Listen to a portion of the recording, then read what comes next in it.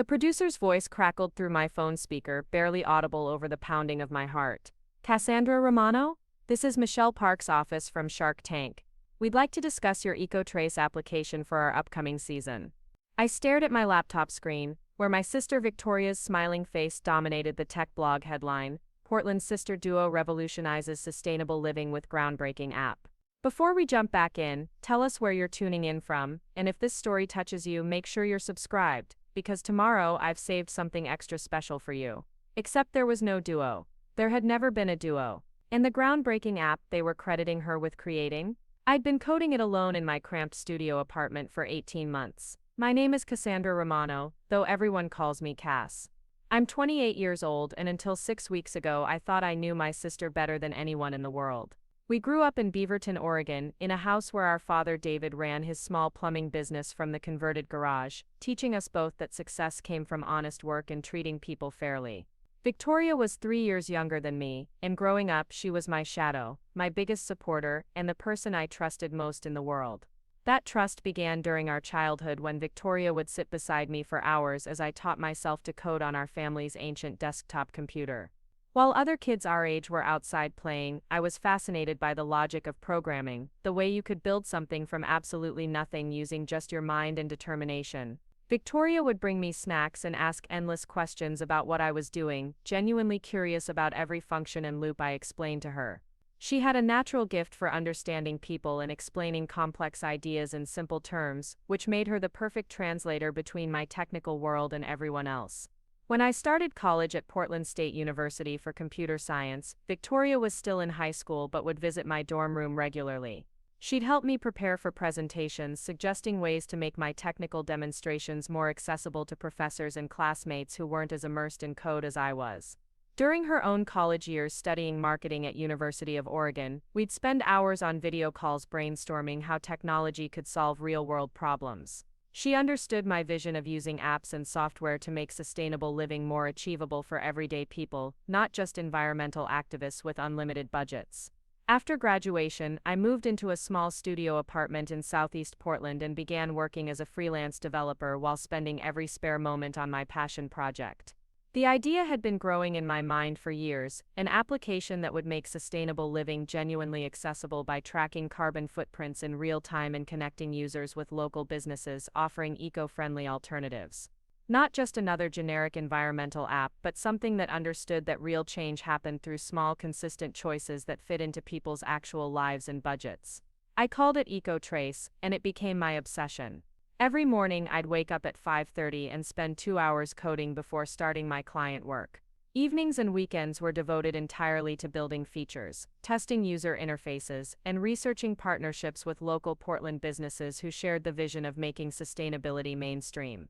The app would track everything from transportation choices to food purchases, but instead of making users feel guilty about their environmental impact, it would celebrate small improvements and connect them with practical alternatives.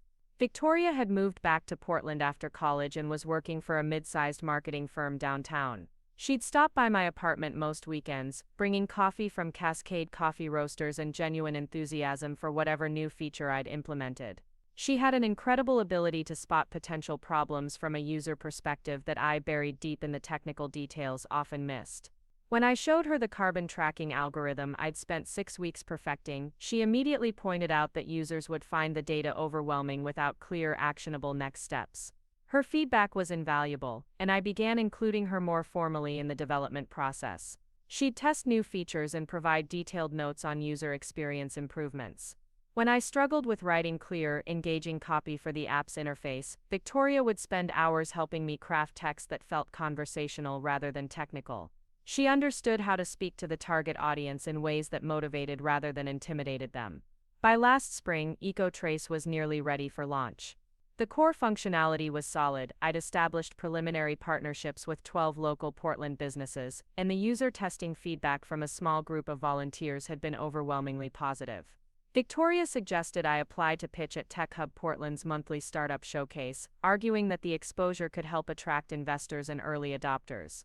She helped me prepare a presentation that highlighted the app's social impact potential alongside its technical innovations. The night before the showcase, Victoria came over with Thai food and spent 4 hours helping me rehearse my pitch. She timed my presentation, suggested places where I could add more energy to my delivery, and helped me anticipate potential questions from the audience. Her marketing background showed in every suggestion she made about how to structure the presentation for maximum impact. When I worried that the technical aspects might be too complex for a general audience, she assured me that my passion for the project would translate into compelling storytelling. The showcase went better than I'd hoped. My presentation received enthusiastic applause, and several audience members approached me afterward with questions about investment opportunities and potential partnerships. A local angel investor gave me her card and suggested we schedule a meeting to discuss funding possibilities. Victoria was in the front row throughout my entire presentation, cheering louder than anyone when I finished. During the networking portion of the evening, Victoria worked the room like the natural marketer she was, introducing me to people and helping facilitate conversations about EcoTrace's potential. She understood how to present the app's benefits in terms that resonated with different types of people, whether they were motivated by environmental concerns, cost savings, or social impact. Watching her support my dreams so enthusiastically reminded me why I'd always considered her my closest ally. That night we celebrated at a late-night diner near Tech Hub, sharing a plate of fries and talking excitedly about the app's future. Victoria was full of ideas about marketing strategies, potential corporate partnerships, and ways to scale the user base once we had sufficient funding. She suggested creating social media campaigns around real user stories, showing how small changes in daily habits could add up to significant environmental impact over time. Her enthusiasm was infectious, and I found myself imagining EcoTrace becoming the kind of platform that could genuinely change how people thought about sustainable living. 3 weeks after the showcase, I received an email that made my hands shake with excitement. A Shark Tank casting producer had seen coverage of the Tech Hub event and was interested in learning more about EcoTrace. The initial email was brief but professional, requesting that I submit a detailed application including financial projections, market analysis, and a comprehensive business plan. This was the opportunity I'd dreamed about since starting the project. I immediately called Victoria, who screamed with excitement when I read her the email. She insisted on coming over that evening to help me begin preparing the application materials. We spent the next 2 weeks working together every night, with Victoria helping me organize financial data, research market comparisons, and craft compelling written responses to the application questions. Her marketing expertise proved essential in presenting EcoTrace as not just a functional app, but as a movement toward accessible sustainability. The application required extensive documentation of the development process, including technical specifications, user testing results, and detailed financial projections for the next 5 years. Victoria helped me organize months of scattered notes and code documentation into professional presentations that clearly communicated EcoTrace's potential. She had a gift for taking my technical explanations and translating them into language that would resonate with business-focused investors.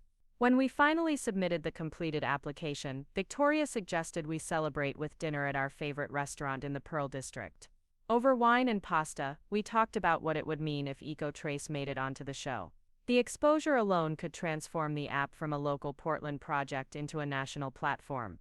Victoria was already brainstorming marketing strategies for handling the increased attention, discussing how we could leverage Shark Tank exposure to attract users across different demographic groups. 2 months passed without any response from the Shark Tank team, and I began to assume our application had been rejected. I threw myself back into refining EcoTrace's features and expanding the network of local business partnerships. Victoria continued stopping by regularly, offering encouragement and helping me prepare for an eventual product launch, whether or not Shark Tank materialized. Then on a Tuesday morning in early October, everything changed. I was debugging a minor issue with the app's notification system when Victoria called, her voice tight with an emotion I couldn't immediately identify. She asked if I was free for lunch, saying she had something important to discuss. There was something in her tone that made my stomach clench with uncertainty, though I couldn't pinpoint exactly what felt different. We met at Cascade Coffee Roasters, our usual spot for serious conversations. Victoria looked nervous in a way I'd rarely seen, fidgeting with her phone and avoiding direct eye contact. When I asked what was wrong, she took a deep breath and began speaking in the carefully measured tone she used for difficult conversations. She told me she'd been thinking about EcoTrace's future and had concerns about my ability to handle the business side of scaling the application. According to Victoria, my technical skills were exceptional, but I lacked the marketing savvy and business connections necessary to transform EcoTrace into a truly successful company. She'd been researching similar apps and believed that without sophisticated marketing and strategic partnerships, even the best environmental applications failed to gain significant user adoption. She was worried that my focus on perfect code was preventing me from seeing the bigger picture of what it would take to make EcoTrace competitive in a crowded marketplace. Her solution, she explained, was a formal partnership where she would take over all business development, marketing and investor relations while I focused exclusively on technical development. She'd already drafted a partnership agreement that would split ownership of EcoTrace 50-50, giving her equal decision-making power over the app's direction and financial arrangements. In her view, this division of responsibilities would allow us to capitalize on our complementary skills while ensuring that EcoTrace received the professional business guidance it needed to succeed. I stared at her across the small cafe table, processing what she was suggesting. The idea of sharing ownership of something I'd created entirely on my own felt fundamentally wrong, regardless of how much her feedback had improved the final product. EcoTrace wasn't just an app to me, it was 18 months of solitary work. Preparing and narrating this story took us a lot of time, so if you are enjoying it, subscribe to our channel. It means a lot to us. Now back to the story. Countless late nights of debugging code, and the culmination of years of dreaming about using technology to make environmental consciousness mainstream. When I hesitated, Victoria's demeanor shifted subtly. She reminded me that she'd contributed hundreds of hours to improving EcoTrace's user experience and market positioning. Without her input, she argued, the app would still be a technically impressive but commercially unmarketable piece of software. She'd connected me with several potential investors and had been instrumental in preparing materials for the Shark Tank application. From her perspective, she'd already been functioning as a business partner and deserved formal recognition of her contributions. The conversation continued for nearly 2 hours, with Victoria presenting increasingly detailed arguments for why shared ownership made business sense. She'd clearly prepared extensively for this discussion, citing examples of successful tech companies that had failed due to founders' inability to handle business development. She assured me that she wasn't trying to diminish my technical contributions, but rather to ensure that EcoTrace reached its full potential through professional business management. Eventually, I agreed to consider her proposal, largely because the intensity of her arguments had caught me completely off guard. I needed time to process what she was suggesting, and to research whether formal partnerships were common in situations like ours. Victoria seemed satisfied with my willingness to think it over, and we parted with her promising to send me the draft partnership agreement for review. That evening, I sat in my studio apartment staring at the EcoTrace code on my laptop screen, trying to reconcile Victoria's business arguments with my gut feeling that something was fundamentally wrong with her proposal. The app represented not just months of work, but my entire vision of how technology could democratize sustainable living. The idea of sharing ownership with anyone, even my sister, felt like betraying the dream that had sustained me through countless challenges. Over the next week, I researched business partnerships extensively, reading articles about equity splits in tech startups, and consulting with a lawyer friend about the legal implications of Victoria's proposed agreement. The more I learned, the more convinced I became that Victoria was overestimating her contributions relative to the months of solitary technical development that had created EcoTrace's core functionality. When I called Victoria to discuss my concerns about the partnership proposal, her response surprised me with its immediate defensiveness. She accused me of undervaluing non-technical contributions and of having an unrealistic view of what it would take to make EcoTrace commercially successful. The conversation became heated in a way that was unusual for us, with Victoria insisting that my reluctance to share ownership demonstrated exactly the kind of business naivety that would prevent EcoTrace from reaching its potential. The tension between us continued building over the following weeks. Victoria's weekend visits became less frequent, and when we did talk, she seemed focused primarily on convincing me to reconsider the partnership agreement. She began sending me articles about failed tech startups whose founders had been too controlling to accept necessary business partnerships. The change in our dynamic felt jarring after years of unconditional mutual support. By November, I'd decided to decline Victoria's partnership proposal, while offering her a consulting agreement that would compensate her fairly for future marketing contributions without sharing ownership of something I'd created independently. When I called to explain my decision, Victoria's reaction was unlike anything I'd experienced from her before. She became angry in a way that felt calculated, rather than emotional, accusing me of being selfish and short-sighted. The conversation ended with Victoria hanging up on me, and we didn't speak for 2 weeks afterward. During that silence, I threw myself back into EcoTrace development, adding new features and expanding the network of business partnerships. The app was stronger than ever, and I felt confident about moving forward with launch plans, with or without Victoria's marketing expertise. Then on a cold December morning, Tyler Brooks called me with news that changed everything. Tyler was a developer I'd met at Tech Hub, who had become a close friend and occasional collaborator on small projects. He'd been following EcoTrace's development with interest, and had even helped me test some of the more complex features. His voice was tight with concern when he told me I needed to see something immediately. He sent me a link to a tech blog called Portland Innovation Weekly, and when I opened the article, my world shifted completely. The headline read, Portland's sister duo revolutionizes sustainable living with groundbreaking app, accompanied by a large photo of Victoria standing confidently in what appeared to be a professional office space. The article described EcoTrace as her brainchild, developed in collaboration with her technical sister, who was credited only as a coding consultant. According to the article, Victoria Romano was the founder and CEO of EcoTrace Technologies, a promising startup that was preparing to launch an innovative application for tracking environmental impact and connecting users with sustainable alternatives. The piece quoted Victoria extensively, with her describing the challenges of developing an app that could make environmental consciousness accessible to mainstream users, rather than just dedicated activists. The article mentioned me only briefly, identifying me as Victoria's sister, who had provided technical support for the project's development. There was no mention of the 18 months I'd spent creating EcoTrace from scratch, no acknowledgement of the fact that the entire application had been my concept and my code. Victoria was presented as both the creative force behind the app and the business leader driving its commercialization. Reading the article felt like discovering that someone had stolen not just my work, but my entire identity as EcoTrace's creator. Every technical innovation, every user experience improvement, every business partnership I'd developed was being attributed to Victoria's vision and leadership. The quotes attributed to her used language and concepts that came directly from conversations we'd had about the app's development, rephrased to make it sound like her original thinking. I called Victoria immediately, my hands shaking with rage and disbelief. When she answered, her tone was coolly professional, in a way I'd never heard from her before. I asked her to explain the article, and she responded with the kind of measured PR speak that suggested she'd been preparing for this conversation. According to Victoria, she'd simply been talking to journalists about Portland's tech scene, and had mentioned EcoTrace as an example of local innovation.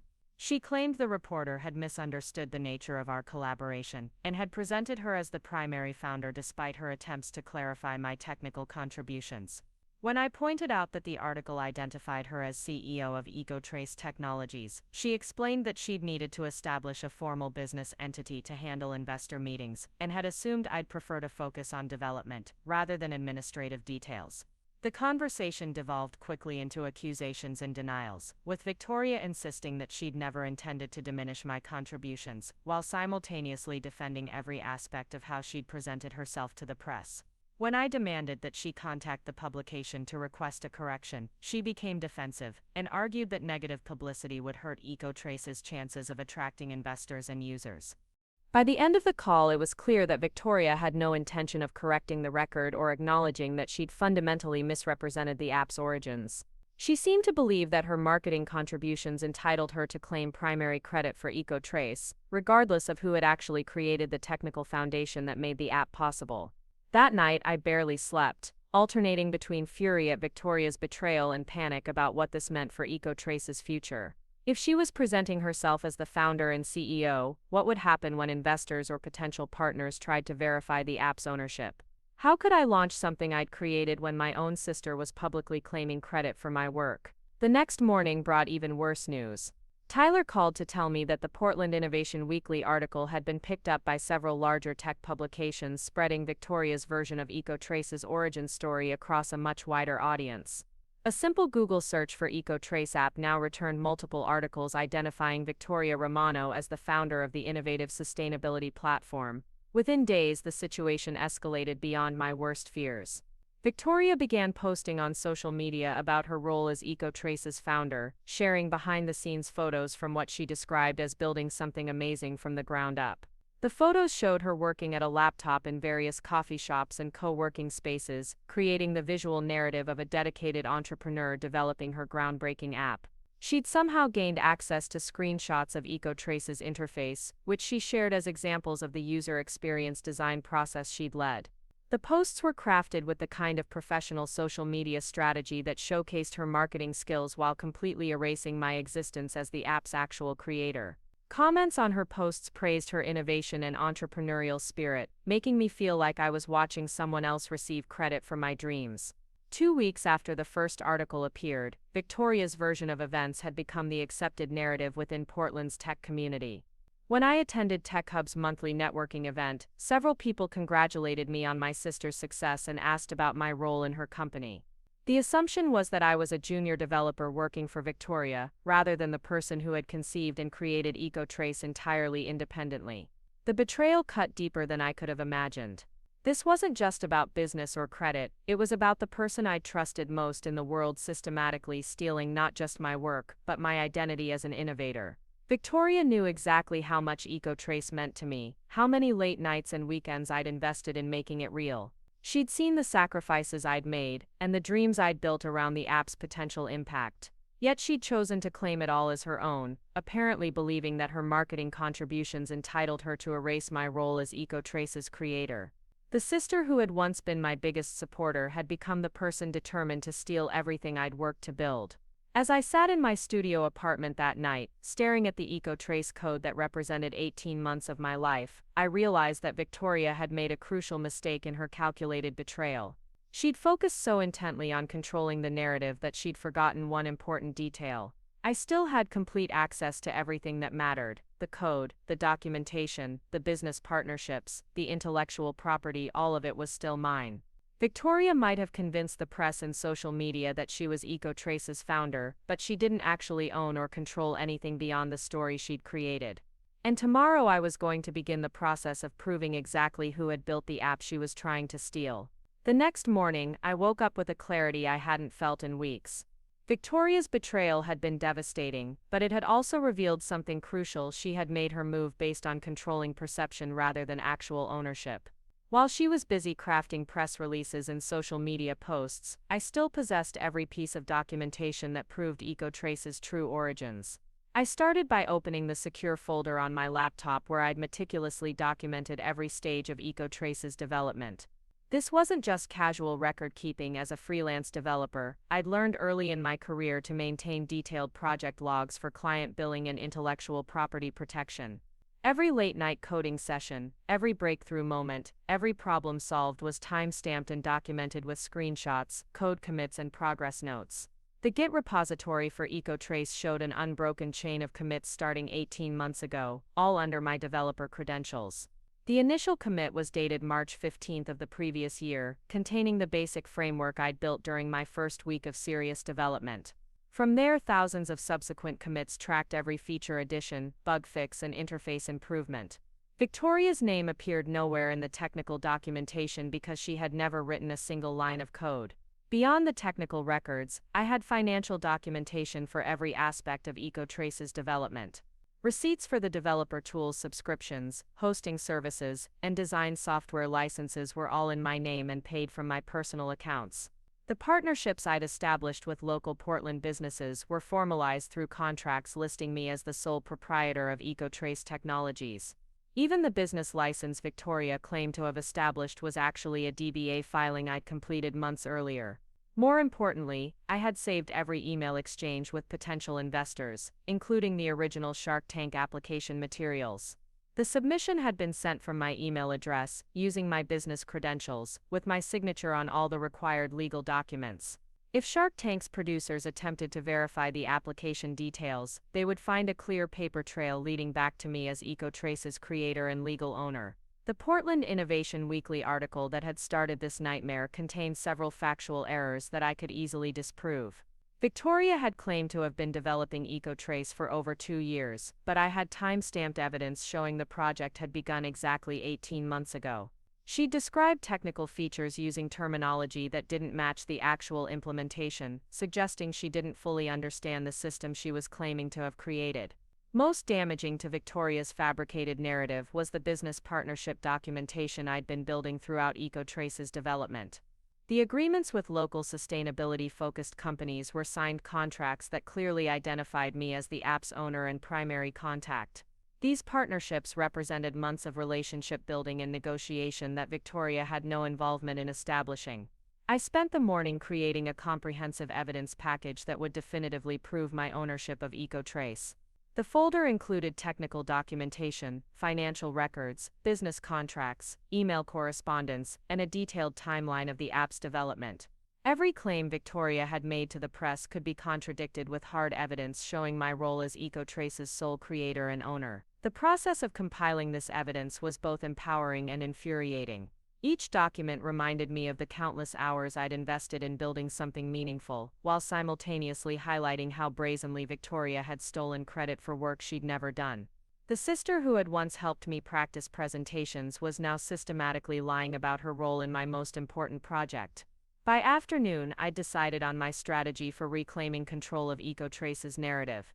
Rather than immediately confronting Victoria or contacting the publications that had run her false stories, I would focus on securing the app's future through proper legal and business channels. If Victoria wanted to play corporate games, I would demonstrate exactly who owned the intellectual property and business relationships that mattered. My first step was contacting Jennifer Walsh, an intellectual property attorney I'd met at a Tech Hub networking event months earlier. Jennifer specialized in protecting software developers and startup founders from exactly the kind of theft Victoria was attempting.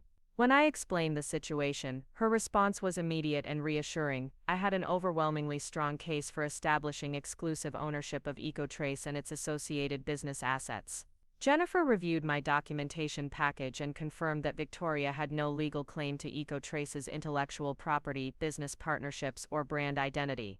The fact that she'd publicly misrepresented herself as the app's founder could actually strengthen my position if we needed to pursue legal action for defamation or fraudulent business practices. More importantly, Jennifer assured me that any serious investor or business partner would require verification of ownership claims, which would immediately expose Victoria's deception. The attorney's confidence gave me the courage to take more aggressive steps toward protecting my work. We decided to file formal trademark applications for EcoTrace and related branding elements, ensuring that Victoria couldn't legally claim ownership of the name or visual identity I'd developed. Jennifer also helped me draft cease and desist letters that would demand Victoria stop misrepresenting herself as EcoTrace's founder or owner. While Jennifer handled the legal preparations, I focused on securing EcoTrace's technical and business infrastructure. I changed all passwords associated with the app's development tools, hosting services, and social media accounts that Victoria might have gained access to during our collaboration. The business email account, domain registrations, and cloud storage systems were all locked down to prevent any potential sabotage of my work. I also reached out to the local business partners I'd been working with to clarify the ownership situation before Victoria could attempt to leverage those relationships for her own purposes. Each conversation was awkward but necessary, as I had to explain that my sister had been misrepresenting her role in EcoTrace's development without appearing unprofessional or dramatic. The responses from my business partners were universally supportive once they understood the situation.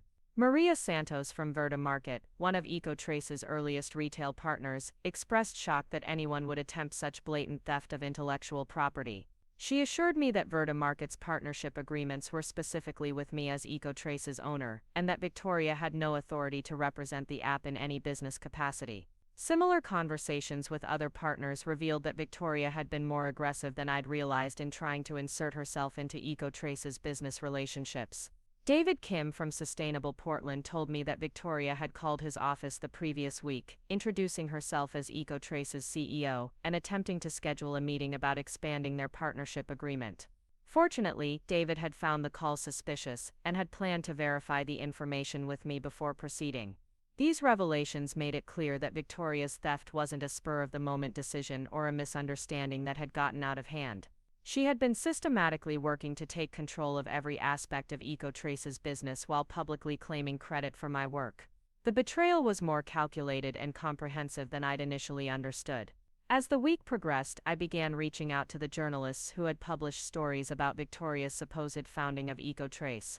My approach was professional and fact-based, providing them with documentation that contradicted the information they'd received from my sister. I wasn't asking them to attack Victoria personally, but simply to correct the record about who had actually created and owned the app they'd featured. The response from Portland Innovation Weekly was immediate and apologetic. The reporter Marcus Chen explained that Victoria had approached them with a compelling story and professional press materials that seemed legitimate. When I showed him the time-stamped development documentation and business registration records, he immediately agreed to publish a correction acknowledging the error in their original reporting. Marcus was particularly interested in the technical documentation I could provide, noting that Victoria had been vague about implementation details when he'd attempted to ask more specific questions about EcoTrace's functionality. The correction article would focus on the actual development process and the innovative technical solutions I'd created to make carbon footprint tracking more accessible to mainstream users. Other publications were equally willing to correct their coverage once presented with evidence of Victoria's deception.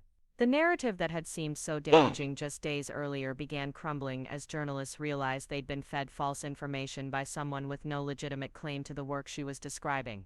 While I worked to correct the public record, Jennifer's legal pressure was having immediate effects on Victoria's behavior. The cease and desist letter demanding that she stop misrepresenting herself as EcoTrace's founder had been delivered to her apartment, and according to Jennifer, such letters often prompted quick compliance from people who knew their claims couldn't withstand legal scrutiny. Victoria's response came 3 days later in the form of a late-night phone call that revealed just how desperate her situation had become. Her voice was shaking with a combination of anger and fear as she accused me of being vindictive and trying to destroy her career. She claimed that her marketing contributions to EcoTrace entitled her to share credit for the app's success, and that my legal threats were an overreaction to what she characterized as a simple misunderstanding.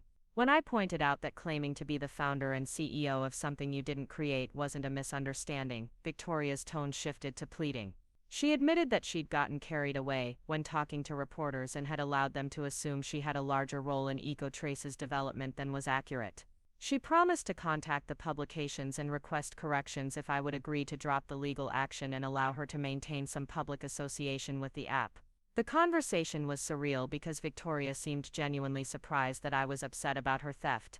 In her mind, she had contributed significantly to EcoTrace's development through marketing advice and user experience feedback, and those contributions justified claiming a leadership role in the company. She couldn't understand why I wasn't willing to share credit for something she viewed as a collaborative effort. I explained that providing feedback on someone else's work wasn't the same as creating that work, and that her marketing suggestions, however valuable, didn't entitle her to claim ownership of 18 months of coding and business development. The distinction seemed lost on her, as she continued arguing that modern startups succeeded through team efforts rather than individual brilliance. The call ended with Victoria hanging up after I refused to negotiate any kind of shared credit arrangement. Her final words were a warning that she wouldn't go down quietly if I continued pursuing legal action against her.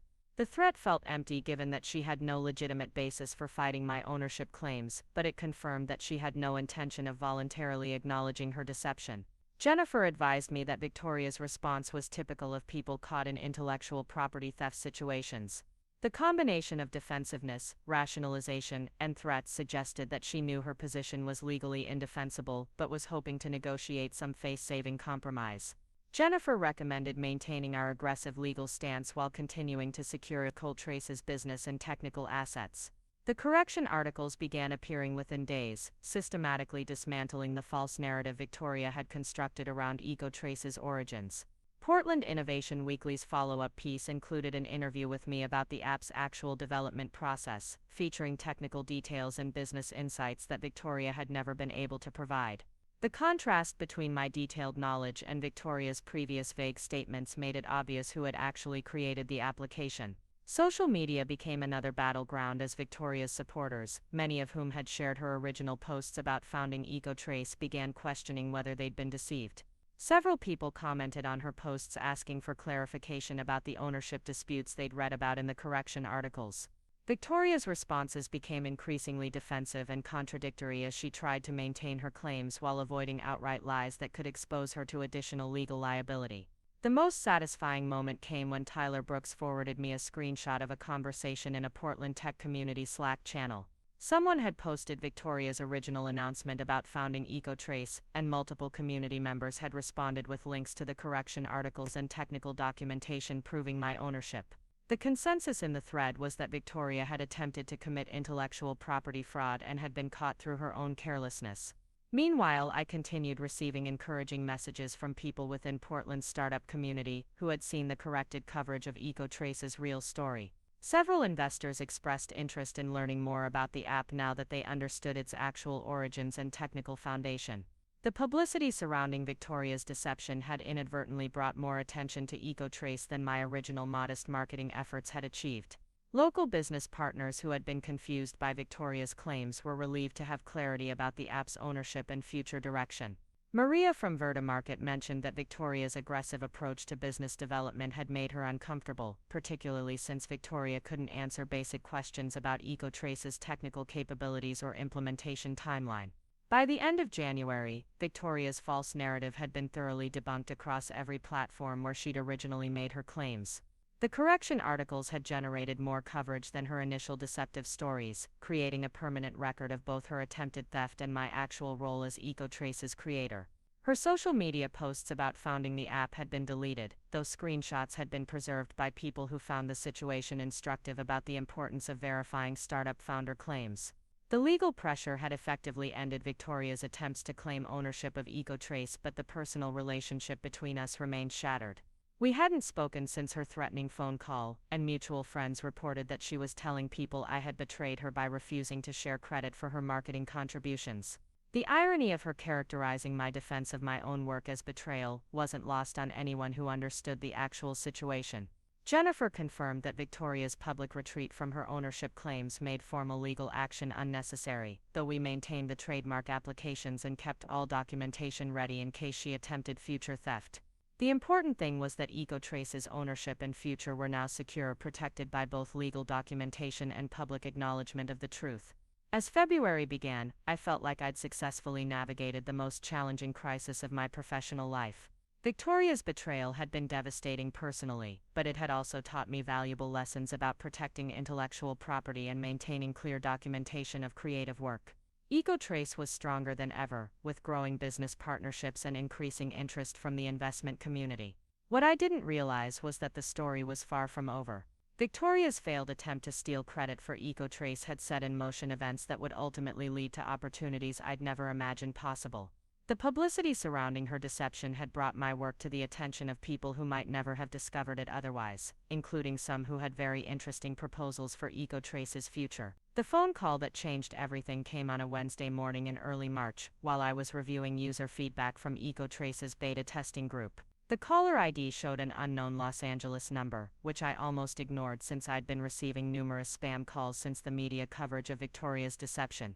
Something made me answer, perhaps the same instinct that had kept me documenting every detail of EcoTrace's development from the beginning. Cassandra Romano. This is Michelle Park's office from Shark Tank Productions. We received your application for our upcoming season and would like to schedule a preliminary interview. The words hit me like electricity, momentarily stealing my ability to respond coherently.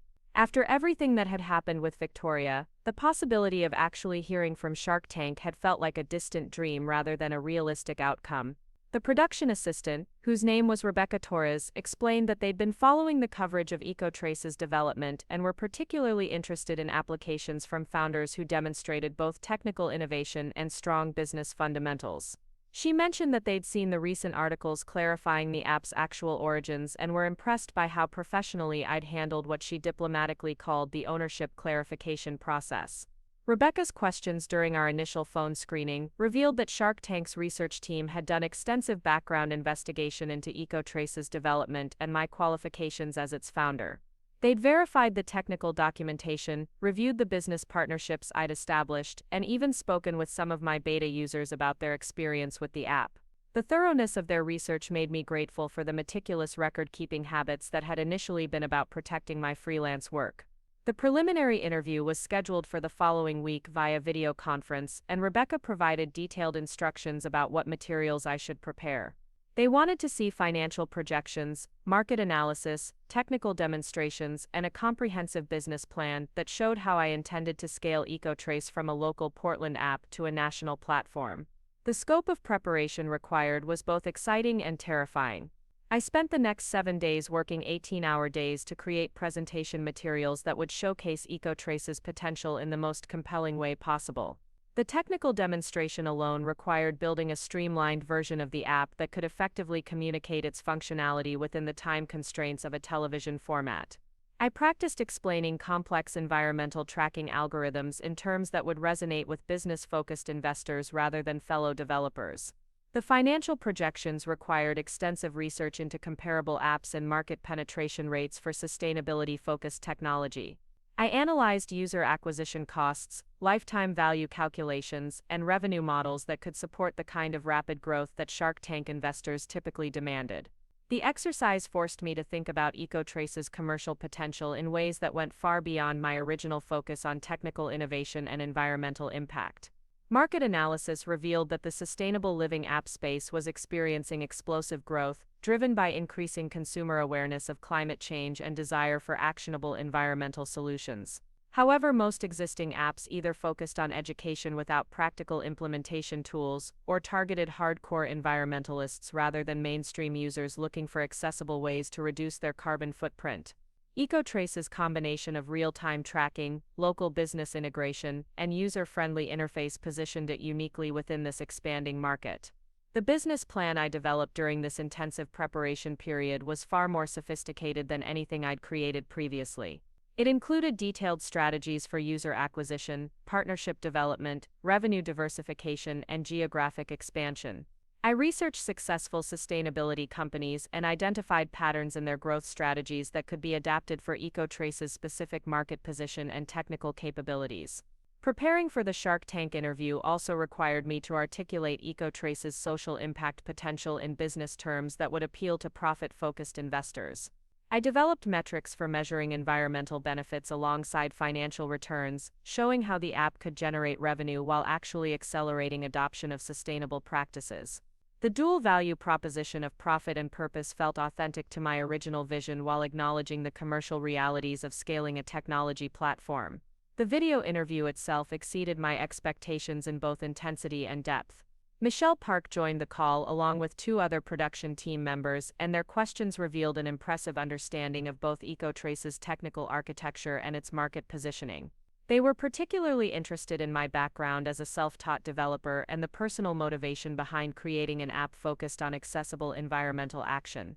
Michelle's questions about the Victoria situation were direct but fair, focusing on how I'd handled the intellectual property theft and what systems I'd put in place to protect EcoTrace's business assets going forward. I explained the legal and technical safeguards I'd implemented, emphasizing that the experience had actually strengthened my understanding of business protection strategies that many technical founders neglect until it's too late. The production team was fascinated by EcoTrace's integration with local Portland businesses and wanted to understand how that model could be replicated in other markets. I walked them through the partnership development process I'd created, showing how the app's value proposition aligned with businesses' existing sustainability goals while providing measurable benefits for user engagement and customer acquisition. Technical questions focused on EcoTrace's scalability and the infrastructure required to support rapid user growth. I demonstrated the cloud architecture I'd built using modular design principles that would allow the platform to handle millions of users without requiring complete system rebuilds. The foresight I'd shown in building for scale impressed the interviewers, who noted that many apps featured on Shark Tank struggled with technical growing pains after receiving investment. By the end of the hour-long interview, I felt cautiously optimistic about EcoTrace's chances of moving forward in the selection process. The production team's engagement with both technical details and business strategy suggested they understood the app's potential beyond surface-level environmental messaging.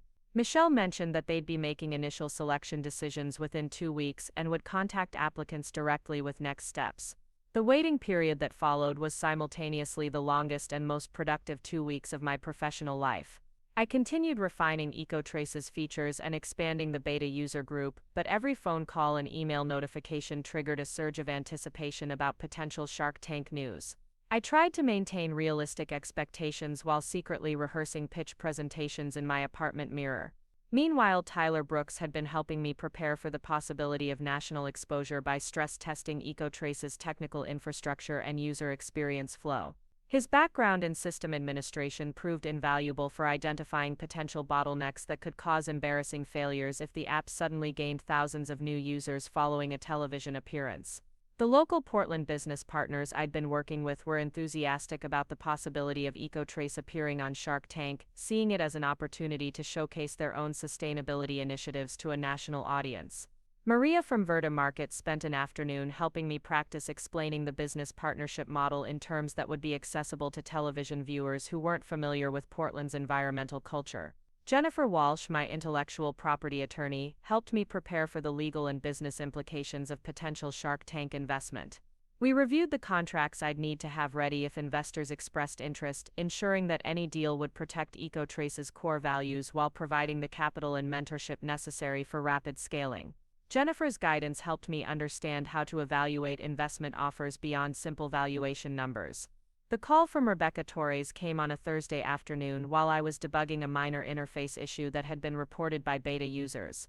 Her excited tone immediately told me the news was positive before she officially confirmed that EcoTrace had been selected for filming during Shark Tank's upcoming Los Angeles production schedule. The reality of actually appearing on the show hit me in waves of excitement, terror, and determination. Rebecca explained that filming would take place in 6 weeks, giving me time to prepare a formal pitch presentation and gather any additional materials the producers requested. She sent detailed instructions about the filming process, travel arrangements, and preparation timeline that would help ensure my appearance was as effective as possible. The level of support provided by the production team was reassuring given the high stakes of the opportunity. Preparation for the actual Shark Tank filming required a completely different level of intensity than the preliminary interviews. I needed to condense EcoTrace's entire value proposition into a compelling presentation that could be delivered within strict time constraints while remaining engaging for television audiences. The challenge was communicating complex technical and environmental concepts in language that would resonate with both investors and general viewers. I hired a presentation coach recommended by Jennifer to help me refine my delivery style and messaging strategy. Sarah Kim had worked with numerous entrepreneurs preparing for investor pitches and understood how to translate technical expertise into compelling business narratives. Our practice sessions revealed that my natural tendency toward detailed technical explanations needed to be balanced with broader business storytelling that would connect emotionally with the audience. The pitch deck I developed went through dozens of revisions as I learned to prioritize impact over comprehensiveness. Every slide needed to serve multiple purposes, educating investors about market opportunity, demonstrating EcoTrace's technical advantages, showcasing user traction and business partnerships, and illustrating the potential for massive scale and social impact. The constraint of limited presentation time forced me to distill months of work into its most essential elements. Financial projections required particular attention since Shark Tank investors would evaluate EcoTrace's business potential through very specific metrics and growth assumptions. I researched comparable companies that had appeared on the show, analyzing their valuation strategies and post-investment performance to develop realistic but ambitious projections for EcoTrace's future revenue and market penetration. The demo version of EcoTrace that I prepared for filming needed to showcase the app's functionality clearly while being visually compelling for television cameras. I redesigned several interface elements with larger fonts and more obvious interactive elements that would be easier for viewers to understand during brief screen time. The technical challenge was maintaining EcoTrace's sophisticated functionality while making it accessible to people seeing it for the first time. Mock pitch sessions with Portland's entrepreneurship community helped me anticipate the types of questions Shark Tank investors might ask and practice responding under pressure. Local business leaders volunteered their time to grill me about everything from user acquisition strategies to competitive threats, helping me develop confident responses to challenges I might face during actual filming. The week before traveling to Los Angeles, I received an unexpected call that added another layer of complexity to the Shark Tank opportunity. Marcus Chen from Portland Innovation Weekly wanted to do a follow-up story about my journey from local developer to national television, framing it as a redemption narrative after Victoria's attempted theft of EcoTrace's credit. While I appreciated the support, I was careful to keep the focus on EcoTrace's potential rather than family drama. Victoria herself had remained silent since our last confrontational phone call, though mutual friends reported that she was struggling with the consequences of her deception. Several potential employers in Portland's marketing community had learned about the intellectual property theft incident, making her job search more difficult than she'd anticipated. I felt no satisfaction in her professional difficulties, but I also felt no obligation to help someone who had tried to destroy my work. The flight to Los Angeles felt surreal as I reviewed my pitch materials one final time and visualized the filming process I'd been preparing for over the past month and a half.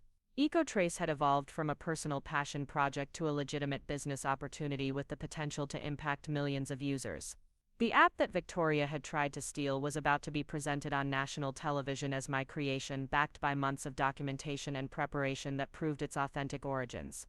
As the plane descended into LAX, I realized that regardless of what happened during filming, the Shark Tank opportunity had already transformed my understanding of EcoTrace's potential and my own capabilities as an entrepreneur. The months of crisis management, legal battles, and intensive business development had taught me skills that no computer science program could have provided. Victoria's betrayal had inadvertently forced me to become the kind of founder who could protect and scale innovative technology. The production facility where Shark Tank filming took place was more elaborate than I'd expected, with multiple sets, dozens of crew members, and sophisticated camera equipment that would capture every detail of my presentation. Meeting the other entrepreneurs who were filming their pitches the same day provided perspective on the diversity of businesses that attracted Shark Tank's attention, from consumer products to technology platforms to service companies. Backstage preparation involved final rehearsals with production assistants who helped me practice timing and positioning for optimal camera angles. The reality of being filmed for national television was intimidating, but my months of preparation had built confidence in both EcoTrace's value proposition and my ability to communicate it effectively. Every question I'd anticipated, every scenario I'd rehearsed, every detail I'd documented was about to be tested in the most public way possible.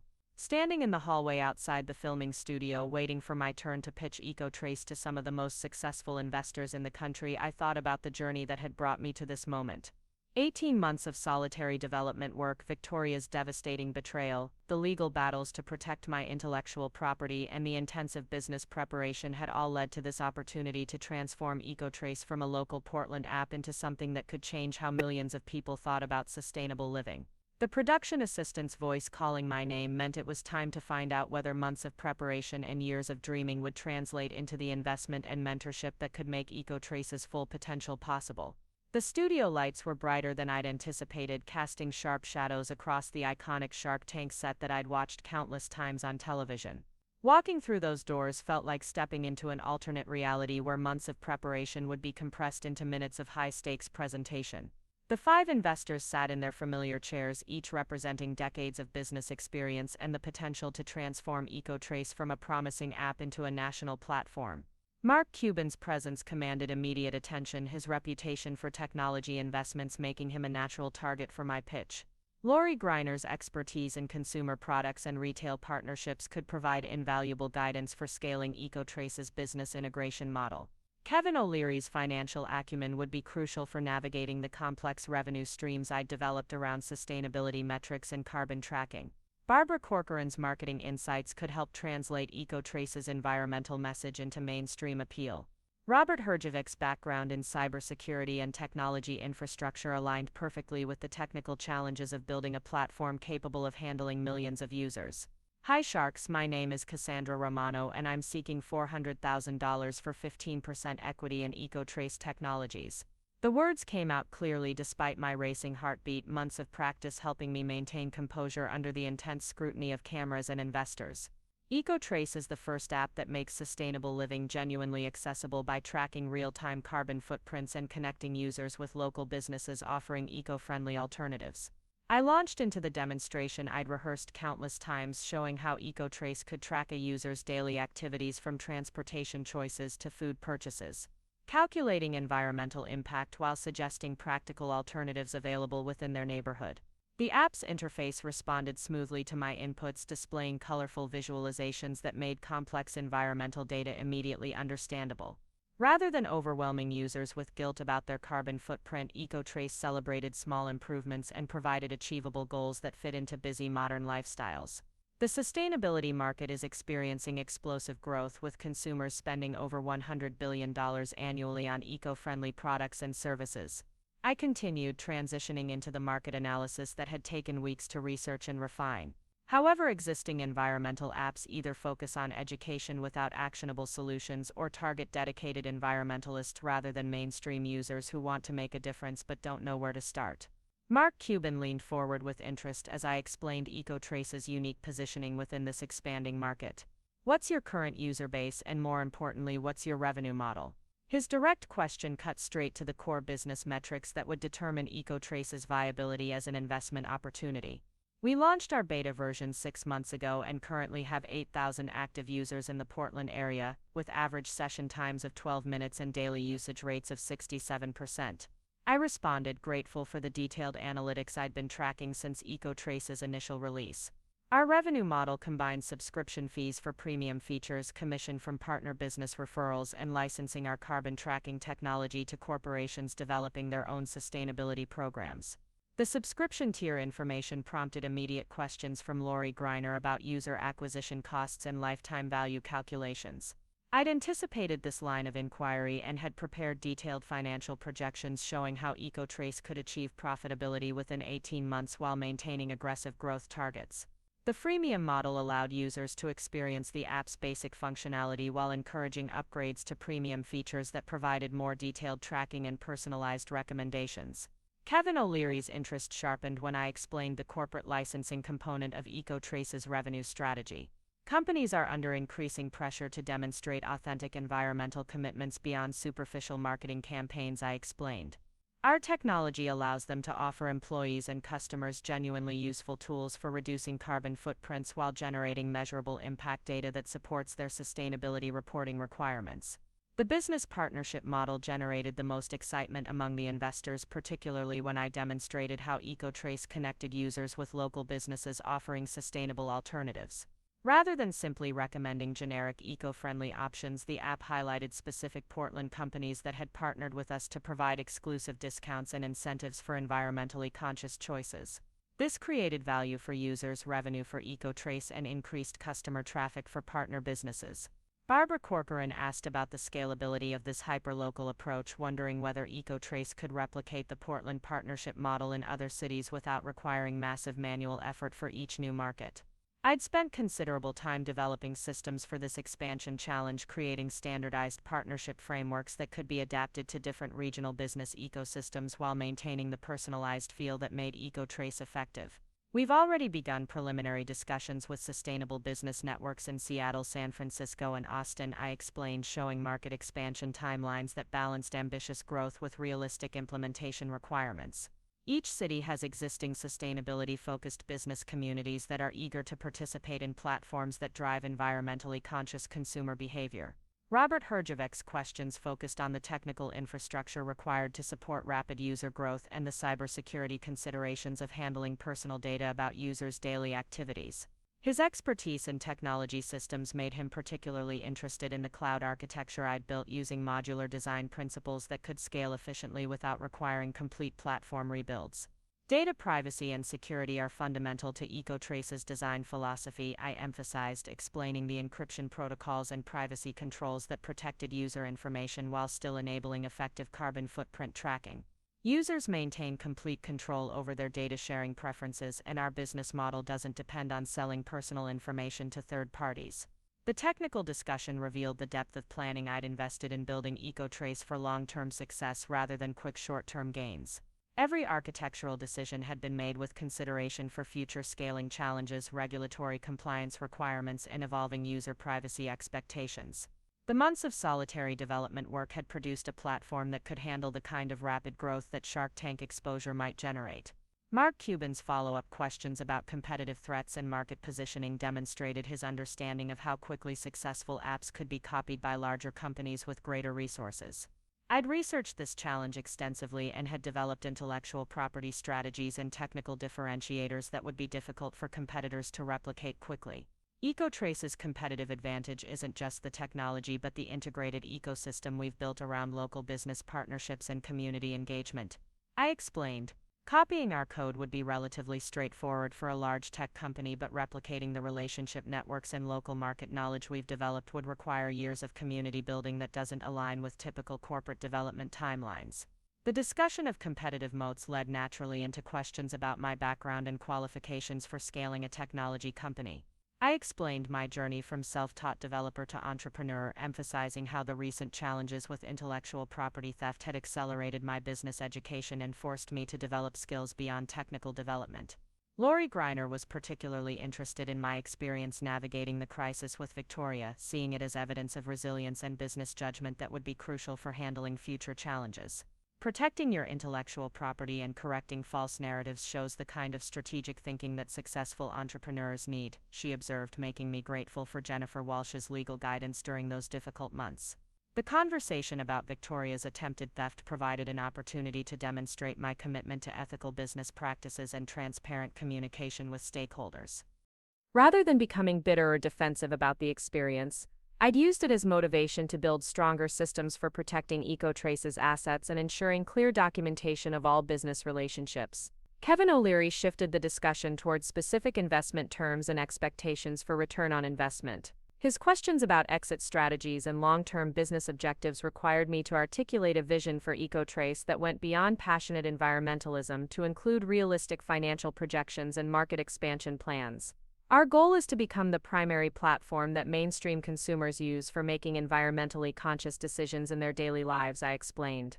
Success means reaching 10 million active users within 5 years while maintaining strong unit economics and developing additional revenue streams around corporate partnerships and data analytics services. The ambitious user growth targets prompted detailed questions about marketing strategies and customer acquisition channels.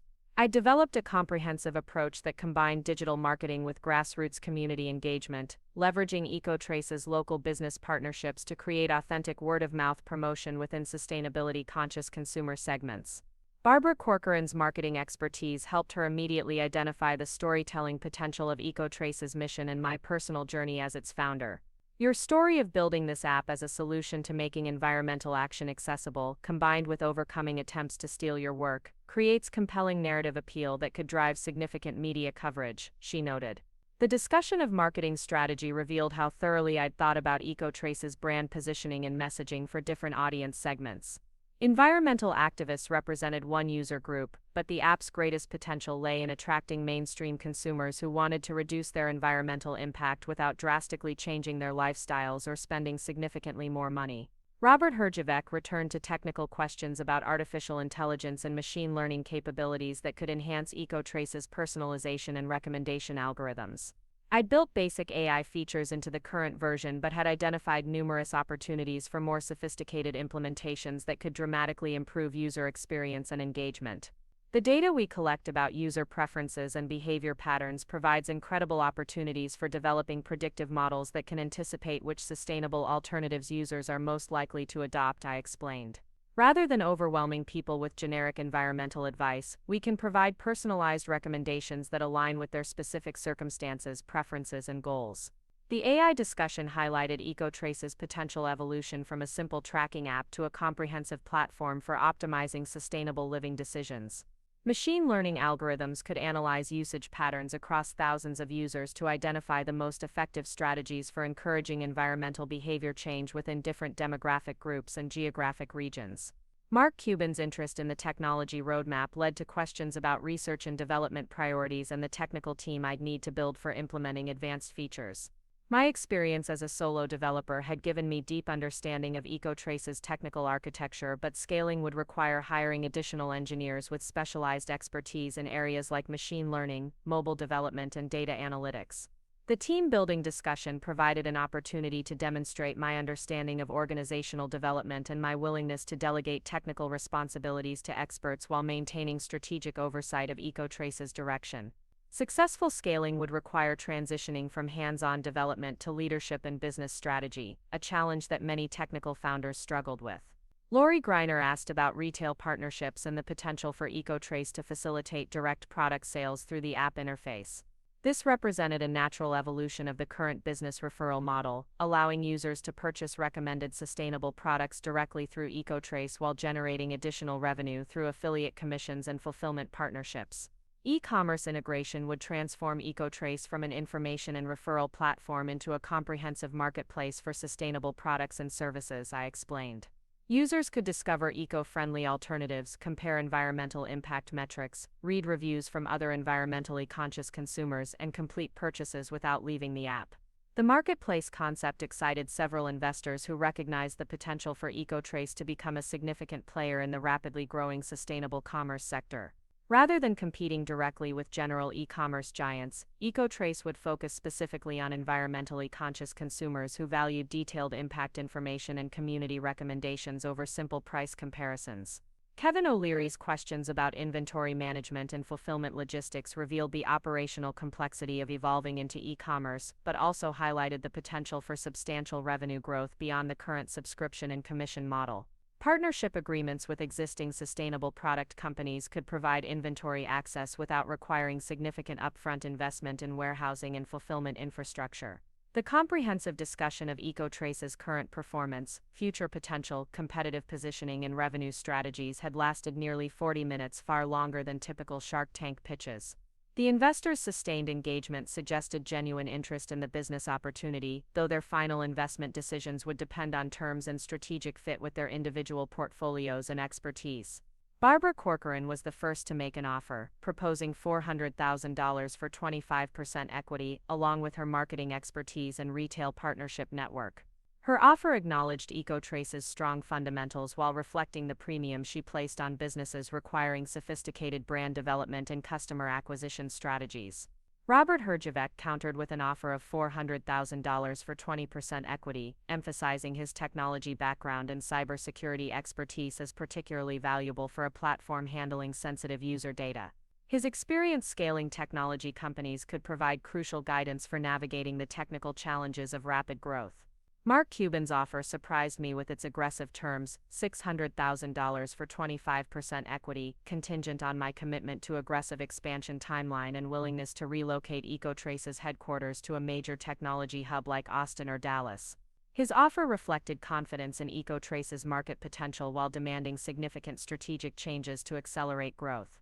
The multiple offers created exactly the kind of competitive dynamic I'd hoped for but hadn't dared expect. Each investor brought different strengths that could accelerate EcoTrace's development in unique ways, making the decision about which offer to accept far more complex than simple valuation comparisons. Standing in front of 5 successful investors with multiple offers on the table, I felt the weight of every decision that had led to this moment. The sister who had tried to steal my work was nowhere in this room, but the skills I'd developed defending EcoTrace had prepared me for exactly this type of high-stakes negotiation. Each offer represented not just money, but a fundamental choice about EcoTrace's future direction and my role in shaping the sustainable technology landscape. Mark Cuban's $600,000 offer was tempting purely from a financial perspective, but his requirement that I relocate EcoTrace's operations troubled me. The Portland business ecosystem had been instrumental in developing the local partnership model that differentiated EcoTrace from generic environmental apps. Moving to Texas would mean abandoning relationships with companies like Vertimarket and Sustainable Portland that had provided crucial validation during the app's early development. Barbara Corcoran's marketing expertise appealed to my recognition that EcoTrace's greatest challenge would be communicating complex environmental concepts to mainstream consumers. Her retail partnerships could accelerate the e-commerce integration we'd discussed, potentially creating new revenue streams that would reduce dependence on subscription fees and referral commissions.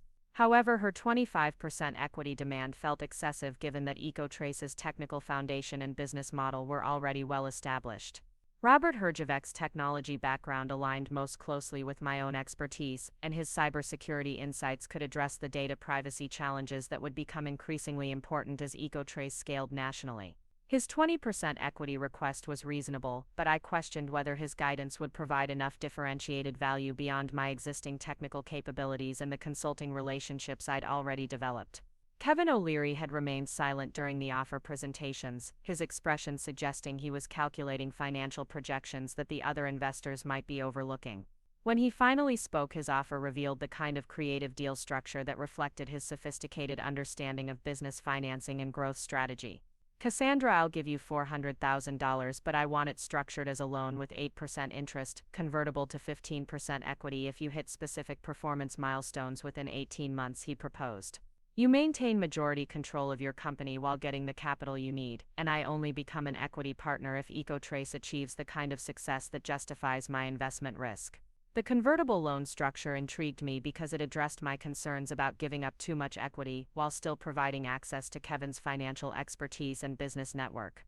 The performance milestones he outlined were ambitious but achievable, reaching 50,000 active users, establishing partnerships in 5 major cities, and generating annualized revenue of $2 million.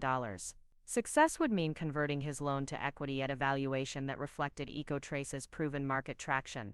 Lori Greiner had been observing the negotiation dynamics with the strategic patience of someone who understood that the best deals often emerged after other offers had been presented and analyzed. Her eventual offer demonstrated why she'd earned a reputation for identifying consumer products and services with massive market potential. I believe EcoTrace has the potential to become the definitive platform for sustainable living, but that requires more than just technology and business development, she said. I'll offer $500,000 for 18% equity, plus my commitment to featuring EcoTrace on QVC and leveraging my retail partnerships to accelerate user acquisition and business development. The QVC opportunity represented exposure to millions of consumers who might never discover EcoTrace through traditional digital marketing channels. Lori's retail network could provide instant credibility and distribution channels that would take years to develop independently. Her offer balanced generous funding with reasonable equity terms while providing unique promotional opportunities that aligned perfectly with EcoTrace's mission of making sustainability accessible to mainstream audiences. The decision required weighing financial terms against strategic value and long-term vision for EcoTrace's development. Mark Cuban's offer provided the most capital but demanded geographic changes that could undermine the local partnership model that made EcoTrace unique. Barbara Corcoran's marketing expertise was valuable but came with higher equity costs. Robert Herjavec's technology insights were relevant but potentially redundant with my existing capabilities. Kevin O'Leary's convertible loan structure preserved my control while providing performance incentives that aligned with aggressive growth targets. However, the debt component created financial pressure that could force premature monetization decisions if user acquisition proved more challenging than projected. Lori Greiner's offer combined substantial funding with unique promotional opportunities, though 18% equity represented a significant ownership dilution. I need a moment to consider these offers, I said, buying time to process the implications of each proposal while the cameras captured every nuance of my decision-making process. The investors respected my request for deliberation, understanding that choosing the wrong partner could be more damaging than declining investment altogether. The silence that followed allowed me to reflect on EcoTrace's journey from solitary passion project to nationally televised business opportunity. Victoria's attempted theft had taught me the importance of protecting intellectual property and maintaining clear ownership documentation. The legal battles with Jennifer Walsh had revealed my capacity for strategic thinking under pressure. The months of business development and preparation had transformed me from a technical developer into an entrepreneur capable of navigating complex negotiations. Most importantly, the crisis with Victoria had clarified my commitment to EcoTrace's original mission of democratizing sustainable living through accessible technology. Any partnership I accepted needed to support that vision rather than compromise it for short-term financial gains or strategic convenience. Lori, I accept your offer of $500,000 for 18% equity, I announced, extending my hand toward the investor whose strategic vision most closely aligned with EcoTrace's potential for massive positive impact. Your retail expertise and promotional platform provide exactly the kind of mainstream market access that EcoTrace needs to achieve its mission of making sustainability accessible to millions of consumers. The handshake that sealed our partnership felt like the culmination of everything I'd learned about business strategy, intellectual property protection, and strategic communication. Lori's smile reflected her confidence in EcoTrace's potential, while the other investors offered congratulations that suggested respect for my decision-making process and the business I'd built. Walking off the Shark Tank set with a $500,000 investment and Lori Greiner as a strategic partner felt surreal after months of uncertainty about EcoTrace's future. The app that Victoria had tried to steal was now backed by one of the most successful retail investors in the country, with access to promotional platforms and distribution networks that could accelerate user acquisition beyond my most optimistic projections. The weeks following the Shark Tank taping were a whirlwind of legal documentation, business planning, and strategic preparation for the exponential growth that would follow the episode's broadcast. Lori's team was impressively thorough in their due diligence process, reviewing every aspect of EcoTrace's technology, business model, and market positioning with the expertise that had made her one of the most successful investors on the show. Working with Lori revealed the sophistication of her approach to scaling consumer-focused businesses. Rather than simply providing capital and hoping for the best, she developed comprehensive strategies for user acquisition, brand development, and operational scaling that addressed challenges I hadn't even anticipated. Her retail experience provided insights into consumer psychology and purchasing behavior that were invaluable for optimizing EcoTrace's conversion rates and user engagement. The QVC appearance was scheduled for 3 months after our Shark Tank partnership, providing time to refine EcoTrace's user interface and prepare promotional materials that would effectively communicate the app's value proposition to television audiences. Lori's team helped me develop presentation skills specific to retail television, where success depended on clearly demonstrating product benefits within extremely compressed time frames. Meanwhile, the pending broadcast of my Shark Tank episode was generating advanced publicity that had already begun driving user interest and business partnership inquiries. Tech blogs and sustainability publications were covering the story of how EcoTrace had overcome intellectual property theft to secure major investment, creating compelling narrative appeal that supported organic marketing efforts. Victoria's reaction to news of my Shark Tank success was predictably bitter, though she'd largely disappeared from Portland's professional community after the consequences of her deception became widely known. Mutual friends reported that she'd moved to Seattle and was working in a marketing role that was significantly less prestigious than the positions she'd been pursuing before the EcoTrace incident. Her attempt to steal credit for my work had ultimately damaged her own career prospects while failing to prevent EcoTrace's legitimate success. The irony wasn't lost on me that Victoria's betrayal had accelerated my business education and forced me to develop skills that made me a more attractive investment candidate. Without the crisis she'd created, I might never have learned to protect intellectual property, navigate legal challenges, or communicate technical concepts to business audiences. Her theft attempt had inadvertently strengthened both EcoTrace and my capabilities as its founder. 6 months after the Shark Tank partnership, EcoTrace had expanded to 12 cities and reached over 200,000 active users. The QVC appearance had exceeded even Lori's optimistic projections, generating nearly 50,000 new subscribers in a single day and establishing EcoTrace as a recognized brand within the sustainable living market. Corporate partnerships were providing steady revenue streams while user subscription rates continued growing faster than our most aggressive forecasts. The technical infrastructure I'd built during those months of solitary development had scaled beautifully to handle the increased user load, validating the architectural decisions I'd made when EcoTrace was just a local Portland app. The modular design principles and cloud-based systems were supporting millions of daily transactions without requiring the complete rebuilds that often plagued apps experiencing rapid growth. More importantly, EcoTrace was achieving its original mission of making sustainable living accessible to mainstream consumers.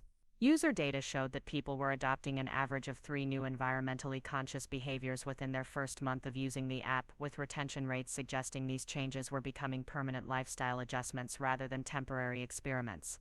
The business partnership model had proven highly replicable across different markets, with sustainable companies in each new city eagerly participating in EcoTrace's platform for connecting with environmentally conscious consumers. Revenue from partner commissions was growing steadily while user satisfaction remained high, indicating that our approach was creating genuine value for all stakeholders rather than simply extracting profit from user behavior. Portland remained EcoTrace's headquarters despite Mark Cuban's pressure to relocate, and the local business ecosystem continued providing innovation and partnership opportunities that informed our expansion strategies. Companies like Verta Market had become case studies for successful integration with EcoTrace's platform, demonstrating measurable increases in customer traffic and sales attributable directly to app referrals. The legal and business protection systems I'd developed during the crisis with Victoria had evolved into comprehensive intellectual property and operational security frameworks that protected EcoTrace from competitive threats and partnership disputes. Jennifer Walsh's guidance had been instrumental in establishing contracts and procedures that prevented the kind of ownership confusion that Victoria had attempted to exploit. Perhaps most satisfying was the recognition EcoTrace had received from environmental organizations and sustainability advocates who appreciated our approach to democratizing environmental action. Rather than preaching to converted activists, we were successfully engaging mainstream consumers who had previously felt excluded from environmental movements due to cost barriers or lifestyle constraints. The app's impact was becoming measurable at scale, with aggregate user data showing significant carbon footprint reductions across our user base. Corporate partners were using EcoTrace integration to demonstrate authentic environmental commitments to their customers and stakeholders, creating business incentives for sustainability initiatives that went beyond superficial marketing campaigns. Looking back on the journey from Victoria's betrayal to Shark Tank's success, I realized that the crisis had ultimately strengthened both EcoTrace and my own development as an entrepreneur. The skills I'd learned protecting my intellectual property, correcting false narratives, and building strategic partnerships had proven essential for navigating the challenges of rapid business growth and national expansion. Victoria's attempt to steal credit for EcoTrace had forced me to become the kind of founder who could protect and scale innovative technology in competitive markets. The months of legal battles, media management, and business development had compressed years of entrepreneurial education into intensive practical experience that served EcoTrace well as we expanded beyond our Portland origins. The sister who had once been my closest ally and biggest supporter was no longer part of my life, but the lessons learned from her betrayal had become foundational to everything EcoTrace had achieved. Her theft attempt had inadvertently taught me that success in technology required more than just coding skills and innovative ideas. It demanded business acumen, legal sophistication, and strategic communication abilities that many technical founders neglected until crisis forced rapid learning. EcoTrace's success had validated my original vision of using technology to make sustainable living accessible while proving that principled business practices and authentic innovation could compete effectively against deceptive tactics and stolen concepts.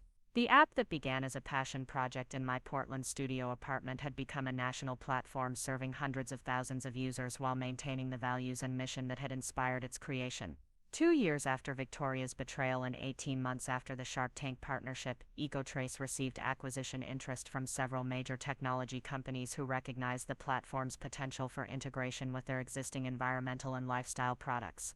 The valuations being discussed were beyond anything I'd imagined when I first started coding carbon tracking algorithms in my cramped apartment. Rather than immediately pursuing acquisition offers, Lori and I decided to focus on continued organic growth and international expansion opportunities that could multiply EcoTrace's impact and valuation over the coming years. The app's mission of democratizing sustainability felt more relevant than ever as climate change concerns continued driving consumer demand for accessible environmental solutions. The ultimate irony of Victoria's story was that her attempt to steal a promising local app had inadvertently contributed to creating a national platform with the potential to influence millions of users toward more sustainable living. Her betrayal had forced me to develop business skills that made EcoTrace a more attractive investment opportunity and a more robust company capable of achieving massive scale. Standing in EcoTrace's expanded Portland headquarters, watching my team of 12 employees develop features that would reach users across 3 countries, I felt grateful for every challenge that had strengthened my understanding of business strategy and intellectual property protection.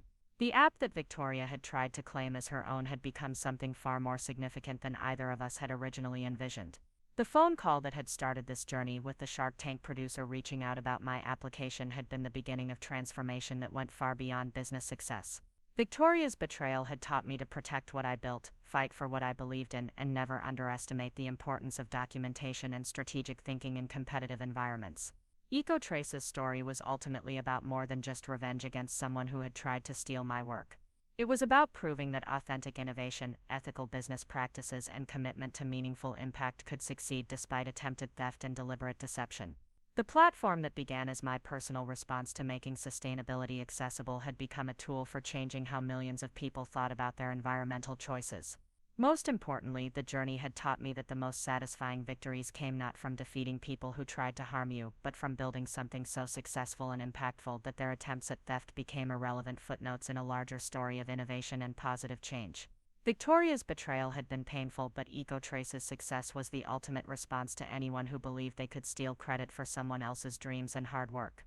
Up next, you've got 2 more standout stories right on your screen. If this one hit the mark, you won't want to pass these up. Just click and check them out.